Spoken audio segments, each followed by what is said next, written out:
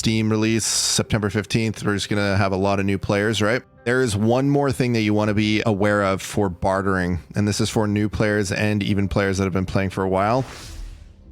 So CPUs, I was asked about that. CPUs are actually about 33K a stack, or about a square. Why, you ask? Even though it says 15. You go to contacts and you go to Evita, and you go to the stim right here, endurance booster. You get it for free with one. The point is 23, 24, right? These are 5 charge on, like, I don't know what the CD is, a few hours, something like that. Open this up. And then if you were to go to sell this, 32,000, 33, this kind of ranges like 32 to 37, 8, depending on demand. So that's a really nice barter to do. And then you guys were asking me about some of the other things. So like, for instance, this, I have certain things on the wish list that sell for a decent amount, more than what the actual barter would be for. Or like if I were to sell these items, right? And a lot of the time I don't sell the cars. I don't sell the lenses. Like, unless there's a decent, for me, it's like maybe, it depends on how much I'm playing in the week, because you're limited to how many sales slots you get per week. For people that are new, go to the marketplace, you have a limitation per week. So it's like 1,200 or at 1.45, right? So depending on what or how much you're playing, how much you're selling, all that stuff, that plays a factor into this. But typically I want to see like 30K and above on my profit. Otherwise I just bulk sale and I get it over with. But these ones, like for instance, a great example here, let's look to show the math behind it. So an SSD, right? This says about 20K. If I go to sell it, what is it? 20K. Now it says 20K, but when I go to list it, I'm not actually getting 20K, because after the handling fee and all that shit, I actually only get 18.5. So back to this, say 18.5 on that, right? For this, I can exchange and I get this item. And this item sells for 74. So why wouldn't I? That stuff compounds over time. These mags I use all the time when I'm running my HKs and stuff, so I grab that whenever I can. Sometimes you can have very close to everything you need, like these 2 military compasses. And maybe you just have to pay the difference. So 22.6, I'm going to say, sure, I'm going to go with it. 22.6, how much did it sell for? 22.6, there it is. So 66. So that's a profit of about 44, maybe about 42 after fees and everything. There's a few things. For me, what I really like to see, the M4A1 Tactical Guard, the AR-15, you can see the 14, I'm not going to say the entire name, H416 Quad Rail, the 14 Perforated, the AR Special Universal Handguard, the STO, obviously the 926, one of the more lucrative ones, and each one has a different CD for them. I also like the AR-60 round polymer. I do the 7.62 LPS ammo and the O3 heavy tactical helmet.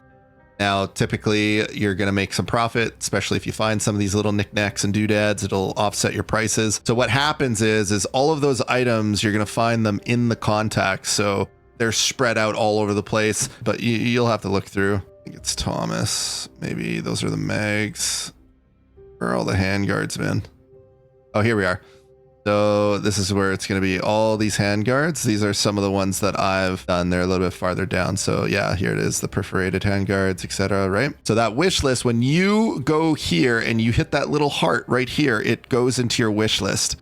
And within your wish list, any of these barterable items will be flagged in game. I don't know if you noticed last round when we picked up some of those items, they had that little marker on the actual tooltip that indicates that, hey, this is for some sort of wish list barter that you have set up.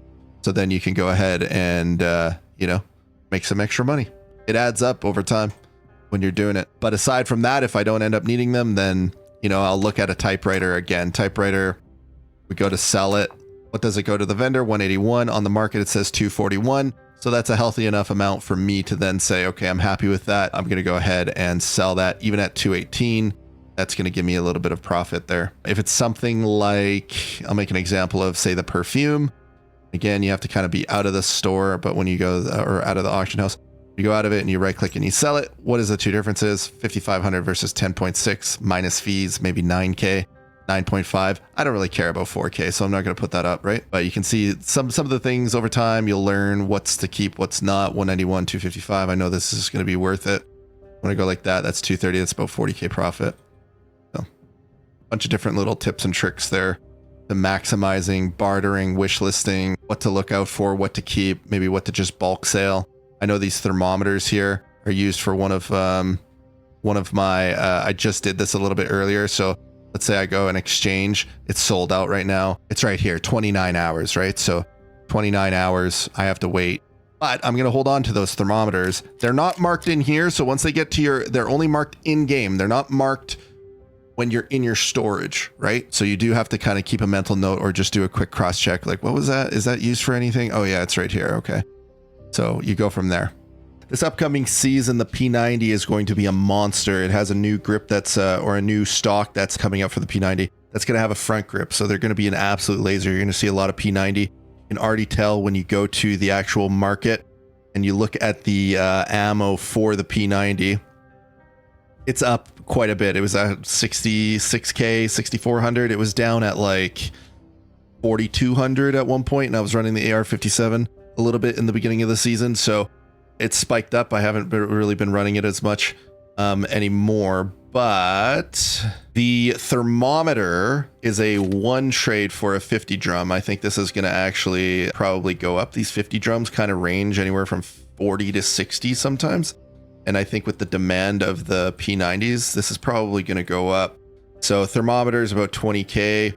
Currently right now, I think they're going for about 42. Yeah. So right there, you're doubling your money on that one. But I do think that if you continue on using that, you could probably make some decent money, because I think these 50 drums are going to go up a little bit. Now, the thermometer does go with the O3 heavy tack, but the CD on that is like 40 something hours. So if you're getting enough thermometers, it might be worth just hit this up, considering it's only a one charge anyways, right? So there it is, 6 hours or 5.5 hour little barter. So something to keep in mind.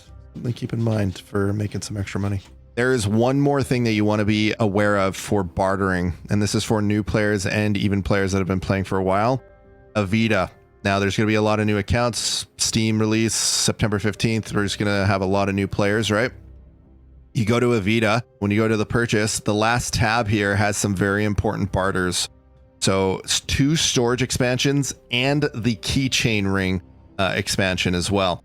So there's going to be a ton of people looking for these items. I think the big ones obviously are going to be your gold cups, your gold cubes, the porcelain record player. But I think even the boss badge for Armory, which is the Battleforged badge, that one is probably going to be pretty dang expensive. So I'm holding on to a couple of things because I do think that the prices are going to spike. I had a lot more, but I ran out of space, so I had to do what I had to do. But yeah, gold cubes, gold cups, Battleforged badge, which is the Armory boss. When you kill him, he'll have it in a slot there. And then porcelain and record players. But there's going to be a lot of people bartering for this. Last time, if anybody was playing when they first came out with this, that stuff spiked.